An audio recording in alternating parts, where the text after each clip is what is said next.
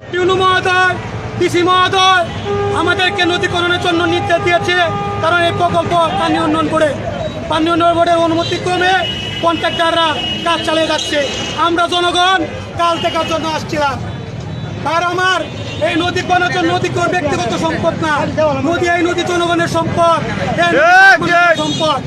আপনারা দেখেছেন এই ভূমিদস্যু তিলক কুমার রায়, তুলু জয়ন্ত এই নদীর জন্য বাইরে থেকে কিছু দুষ্কৃতিকারী লোক এনে এবং মিথ্যাভাবে হয়রানি করে এই দেশের জনগণের উপরে কিভাবে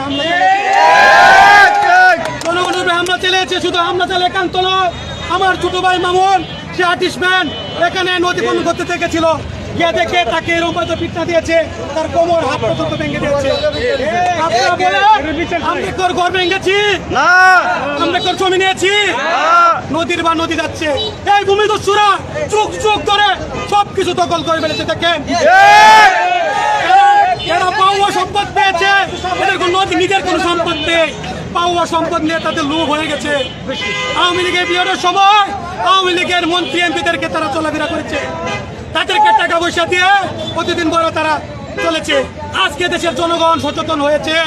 এই নদীকরণের জন্য যখন গেছে তখন সাধারণ পাবলিকের উপর যে নির্মমভাবে অত্যাচার করেছে, কেউ হাত ভেঙেছে, কেউ পা ভেঙেছে, কেউ গুলোকে উদ্ধার করতেই হবে, সেই জনগণগুলোকে রক্ষা করতেই হবে।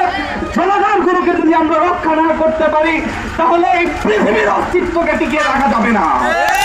যারা জনগণগুলোকে গ্রাস করার পায়তারা করছে তারা মূলত মানবতার শত্রু, দেশের শত্রু, দেশের শত্রু, এই পৃথিবীর শত্রু। আমরা দেখেছি গতকালকে যে ন্যাক্কারজনক ঘটনার পায়তারা করা হয়েছে, আপনার জনসাধারণের উপর নির্যাতনের স্টিম রোলার চালানোর ব্যবস্থা করা হয়েছে।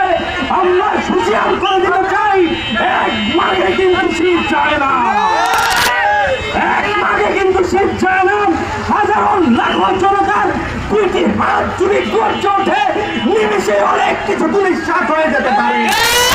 অতএব সাধু সাবধান, সাধু সাবধান, সাধু সাবধান। আপনারা এখানে যারা আমার কণ্ঠ শুনতে পাচ্ছেন, ফেসবুক সহ সব জায়গা থেকে যদি আমি ভুল বলে থাকি তাহলে আমার বিচার করবেন, যে বিচার করবেন সেই বিচার আমি মেনে নিব।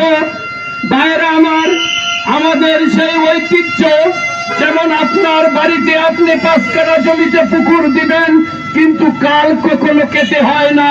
কাল হচ্ছে আল্লাহ প্রদত্ত, আল্লাহ পাকের হুকুমে কাল হয়।